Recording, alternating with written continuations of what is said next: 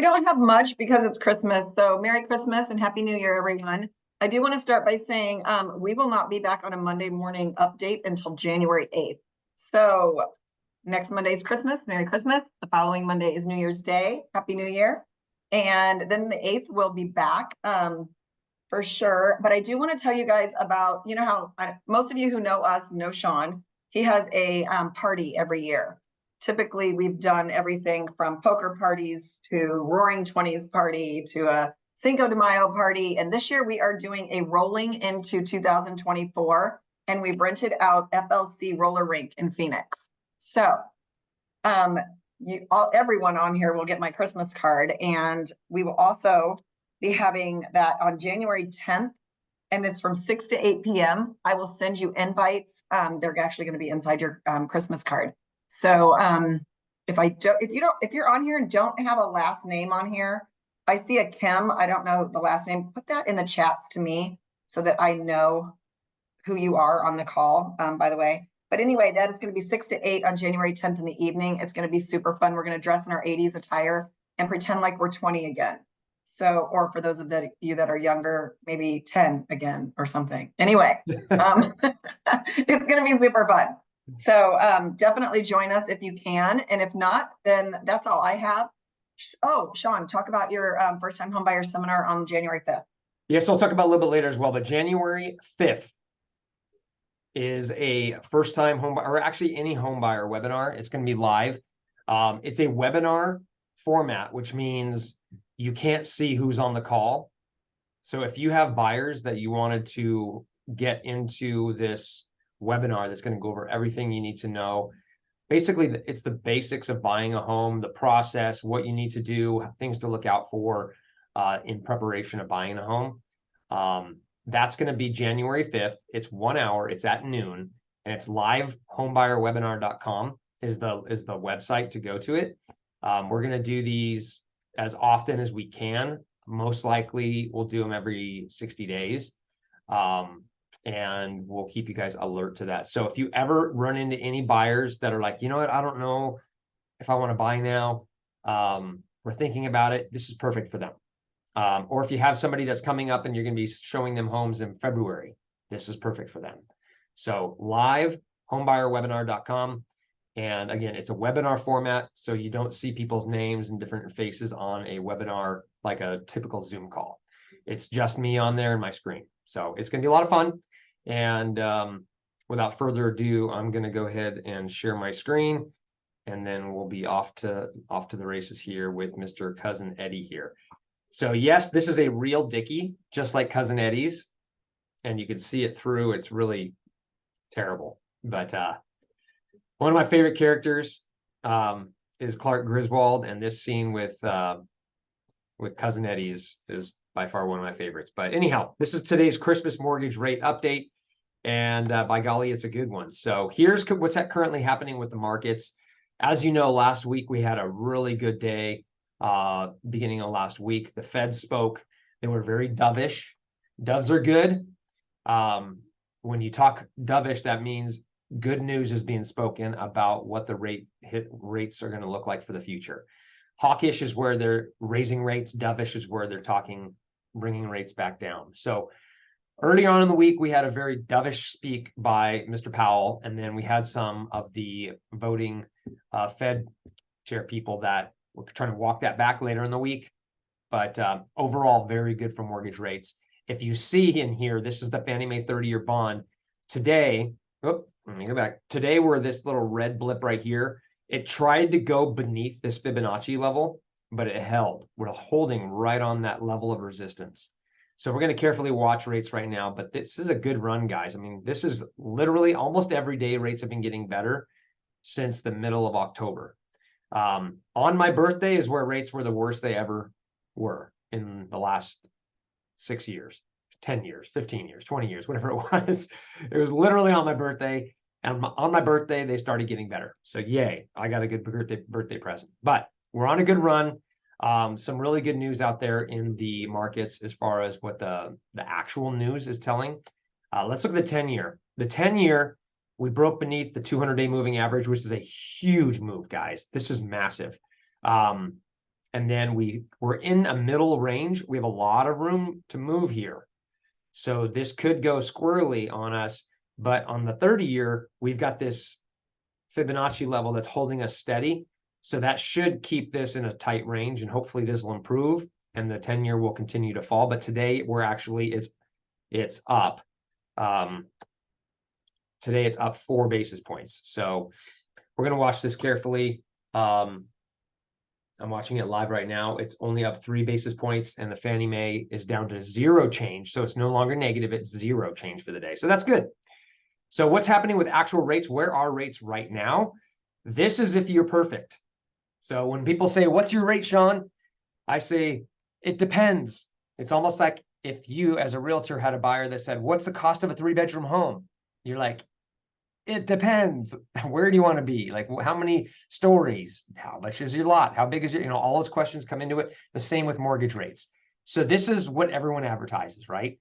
The lowest you could possibly get, 35% down, 800 plus credit score. And then they range, but this is great. I mean, if you're a perfect buyer right now, you can secure with no points a rate in the mid to higher 6s. So that's fantastic news, because literally a couple months ago, we were in the 8s. So this is fantastic news. Now, what happens if you're doing a conventional loan and your credit isn't as good? This is what it looks like. 620, you're at 8.6. Notice the difference. It's 2% in interest rate just because of credit score and down payment. So when people say, what's your rate? Really, your credit score has a massive impact on it. And don't forget, I own FICOBoost.com. It's a free credit restoration program, credit boosting program for those people that are looking to buy a home, because this credit score is everything when it comes to your rate. But yeah, really bad when it comes to if you have bad credit score. But notice the difference, guys, in in the 15-year here. But that actually didn't calculate right. For some reason, my FHA didn't pop up on here. But FHA, guys, is much better when you have poor credit than a conventional. And that's why you'll see FHA offers when they probably could go conventional. So here's an article that I saw that I thought was really interesting. So this was on CNBC. This was a gentleman that monitors, is it Mortgage News Daily, his name, Matt Graham. So he monitors the mortgage industry every day. That's what he does. And he said, if inflation continues on its current path, you could see rates in the 5s and even the 4s. Right here, even the 4s. See that right there? And there's a little article up there, and you can't see that. Possibly even high 4s. So that's pretty wild. Imagine how crazy it's going to be, guys, if rates hit the 4s again. I don't think they're going to go that low. I think we're going to be in the 5s, and most likely the mid to high 5s.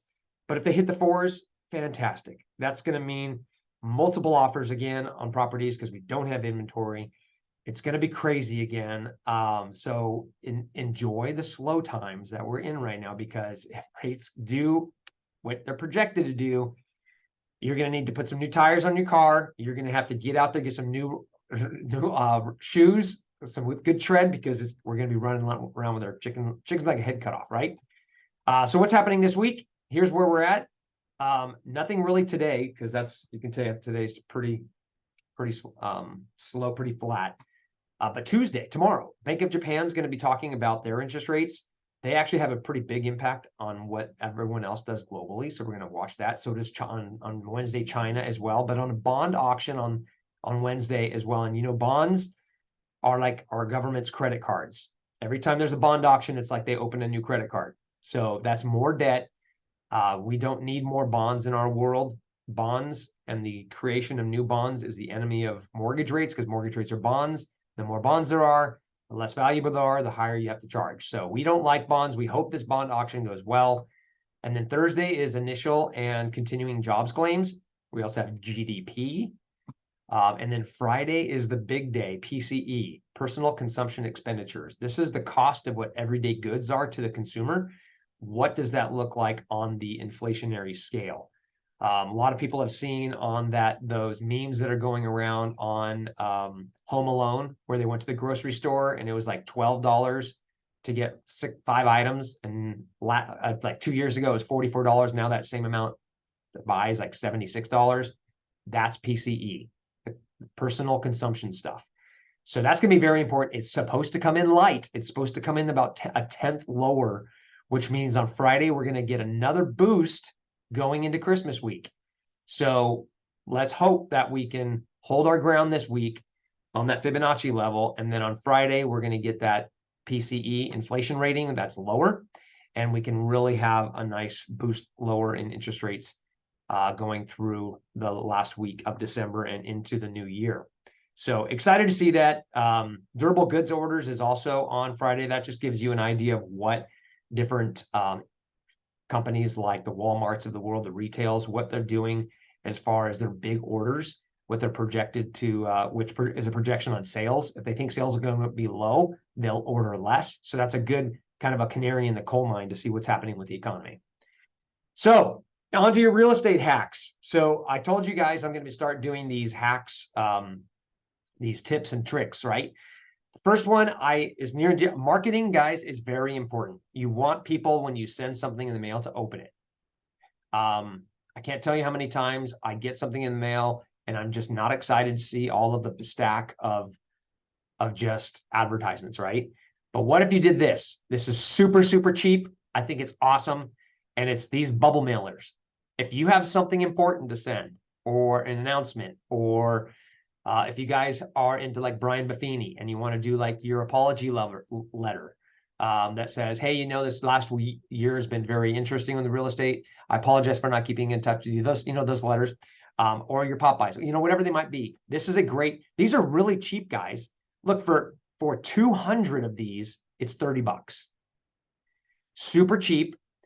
It makes people open it. It makes people look inside. You're going to stand out. And I think it's a really cool hack to spice up your mailers. So if you do farming, if you send something out, maybe a beginning of the year, you put something special in here, you add your cards, you send this out to your customers, and it really will pop. If you have like magnets you send out, whatever it might be, put it in something special like this. I think it's a good way of mixing it up in your mailers. And it really does help the open rate. And that's what we're all interested in, right? We want people to remember us. So that's just a cool little hack that I thought would be fun for this season, since we are all mailing cards right now. And then here's another tool that I want to talk to you guys. I told you that it's going to get kind of crazy with multiple offers. So guess what we're going to have to probably do? We're going to probably have to do the bid over ask again. So this is a bid over ask tool that I have, where if you have a home that, let's just say this one is, what was the purchase price? Asking price $598. You're going $15,000 over asking. Well, your buyers are probably thinking, I'm not going to pay over what my home's worth. That's ridiculous. What are they thinking? How can they do that to us? They're just greedy. You're going to hear all kinds of stuff like this. But if they want the home that their kids have already picked their rooms out on, and they already know where Fido, their dog's going to be going in and out of the perfect doggy door, and that's the house for them, because it's got the pool that the wife wants, the workshop that dad wants, it's got everything. But they're hell-bent over this bid over ask. They don't want to pay $5,000 to $10,000 more. This is a great way of showing them how silly they are by thinking this, because it takes into account the appreciation for the property, the amortization that they pay, and by buying now versus waiting. And you put this in, and yeah, the first 4.5 months, you're going to be upside down, because if you were to sell in that time, you have your real estate costs, etc. But with appreciation, your payments you make, after 4.4 months, you break even. And then after that, because of everything else, you're in the positive based on your values. And keep in mind too, buyers don't realize this. When you sell a home and you buy a home for over asking, the price of that home in MLS does not come into account for future people when they're pricing their homes, for future comps. The price where it started at does not, it's what it's sold at. So when you sell a home over ask, you're creating a new comp, which resets the stage for everything. I don't think buyers understand that, so make sure you're presenting that to them. This tool is a really great tool to really help make it real, because numbers are easy to understand. Theories and projections and what you think may happen in the market isn't concrete. So we need to present tools like this to our customers. Anyone have any questions on this program, on this bid over ask tool? You may think, Sean, this isn't going to happen. mark my words, when rates hit fives, it will happen. I mean, it's already happening now, and rates are in the sixes. So Hey, if you need, Sean, yeah, it's Jody. Quick question on that. Is this something, I'm sorry if you already said this, is this something that we would be able to show them, or is this something we send them to you and say, take a look at this tool and you're going to show them all the details? I want to present this for you. So you ask me what you're going to do. I'll give it to you, then you present to your customer. I want Okay, you guys to look good. perfect. Thank you. Yeah, absolutely. So if you have a property that you want me to do this, and it's not that difficult for me to do this, guys, because it's a program that I have, send me like 4. Say, you know, I want to look at, send me what it looks like to do 5, 10, 15, and 20,000 over ask, and I'll do 4 separate ones. And that way, when you're meeting with your customers over the property to kind of talk about negotiations and what they want to do, you can have it ready. And I think it'll be really, really helpful to help them understand, is it really worth losing the home that's perfect for you over a few bucks? You know, because in reality, on the payments, it's not much different. Yes, the tool is with me in my little Fort Knox of tools that I have. So Melissa, if you have a property you need, send me the address and I'll put this together for you. But I want you guys to remember that you have this bid over ask tool. You've got the cost of waiting tool. We've got rent versus buy tools. We have all of these things that take into real numbers, real accounts, what the markets are doing to help buyers make decisions. So I'm going to send you a list of these tools. Christy, make sure you remind me afterwards. Let's go ahead and do that. We'll send a list of the tools along with the video of this that's recorded. We'll send that out to you guys as well. Yes, Are you got seeing it. sellers still giving concessions, or is that fading away? It's a hodgepodge, Jody. If your house has been on the market for a while, we're seeing them giving away quite a bit. But there's homes in really hot areas that are 2, 3, 4 days on the market with a couple people making offers on them right now, and they're less apt to do that in those time periods. So it really just depends. It's everywhere right now. It's all over the map. If the house is priced right, no. If the house has been sitting, yes. That's the best answer I can see based on my experience with the buyers, the offers that are being made. Yeah, rent versus buy is very powerful, guys, because I mean, I'll do that. I'll show an example of that next time we meet.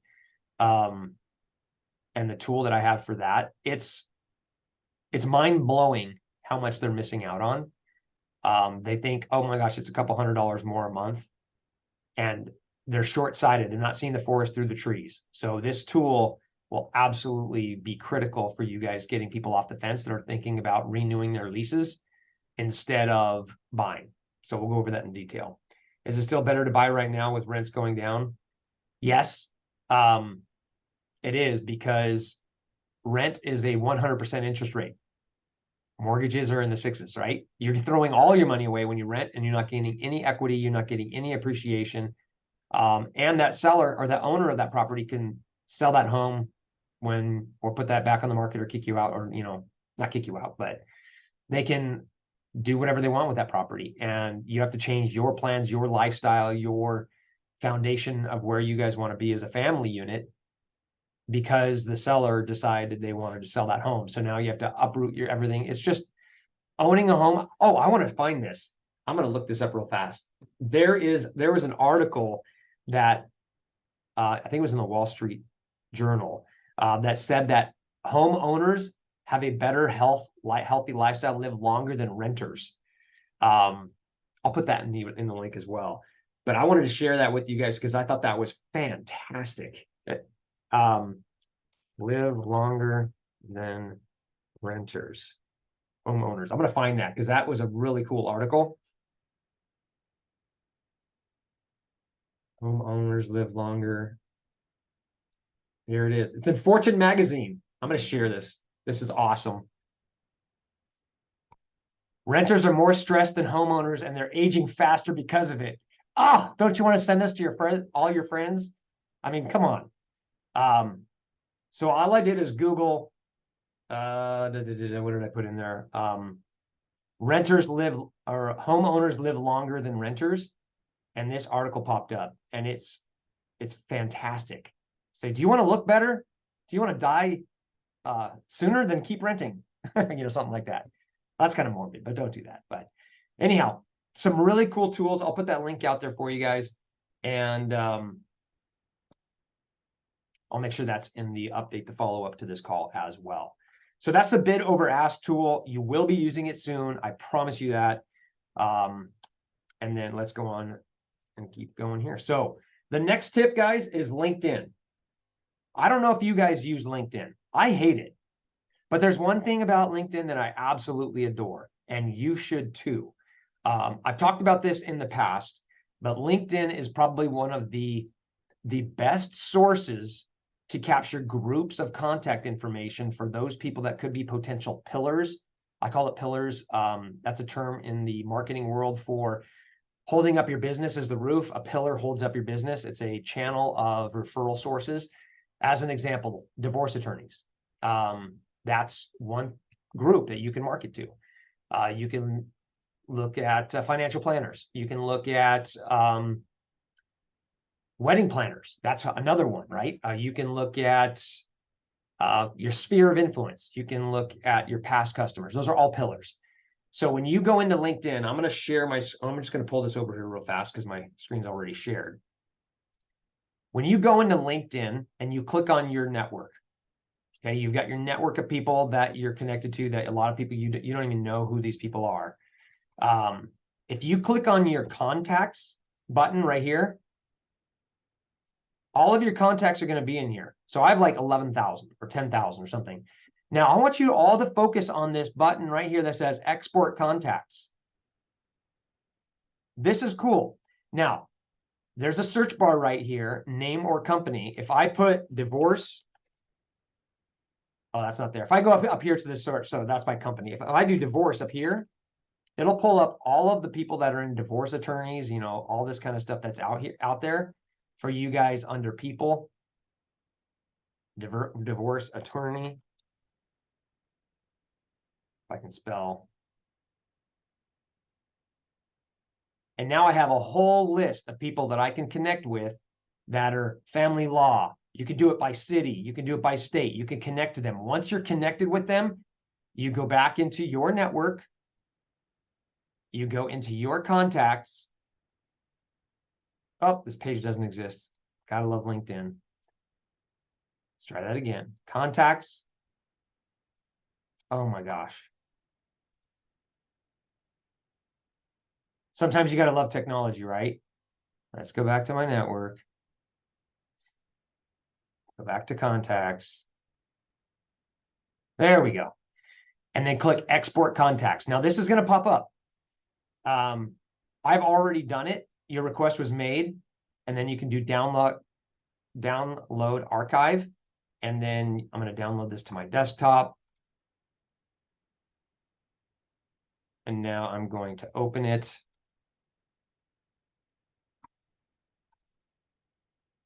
And this is what you get.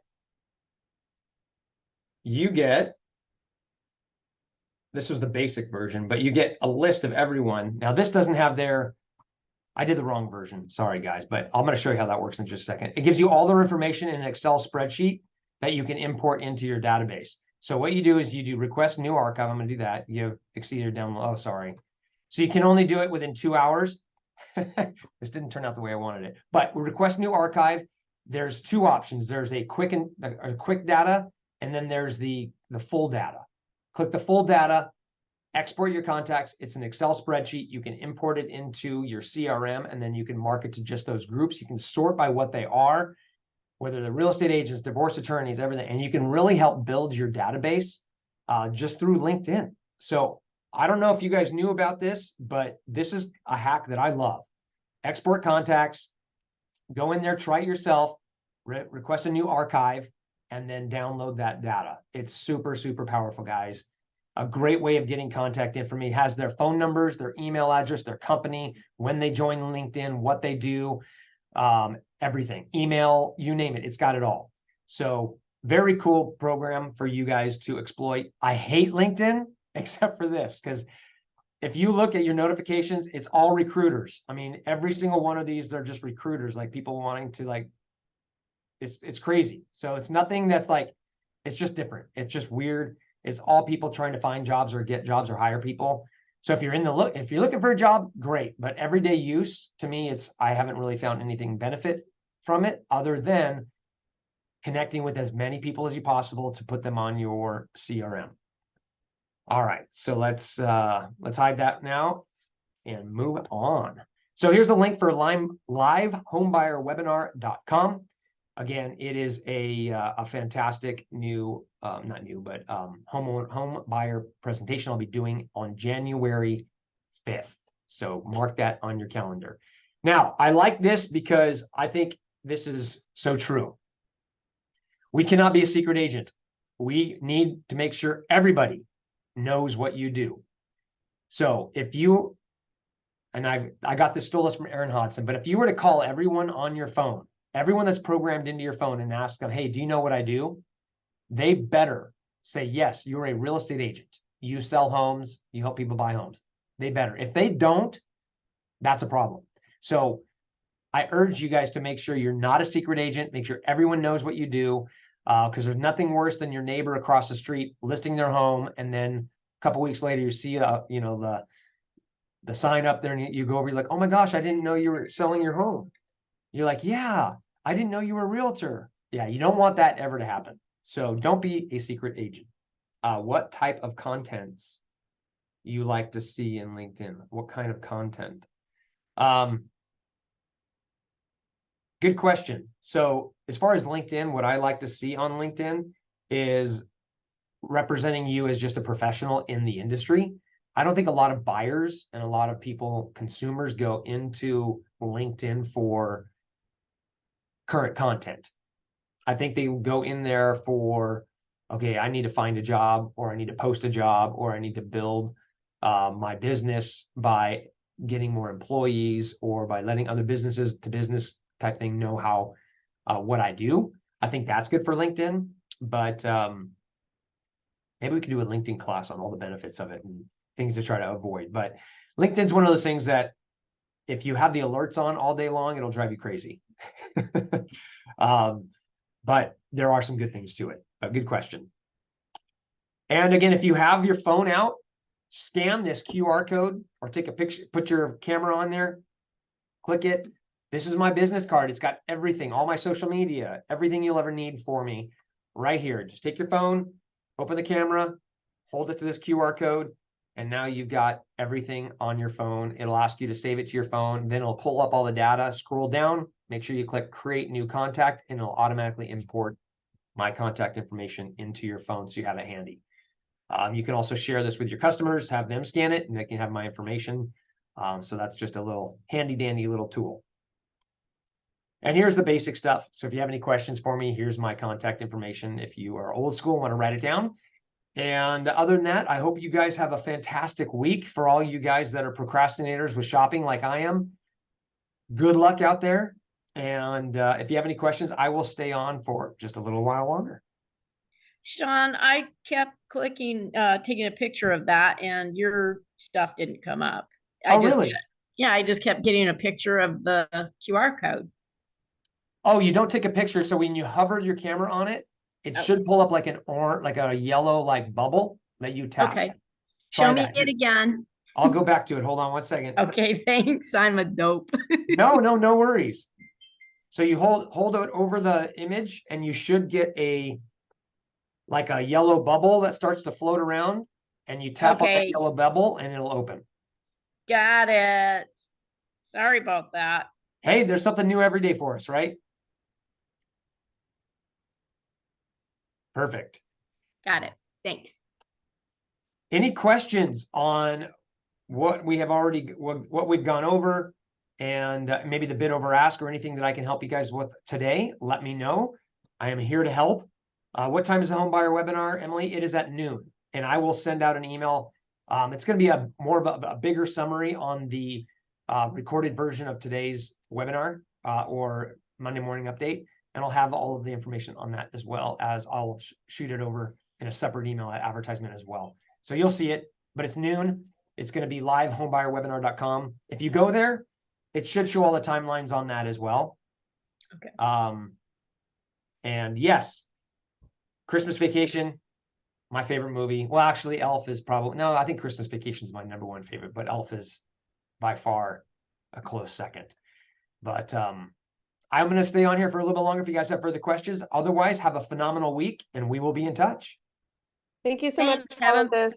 Have a My Merry pleasure, guys. Have a great one. Christmas. Yes, Merry Merry Christmas. Christmas, everyone.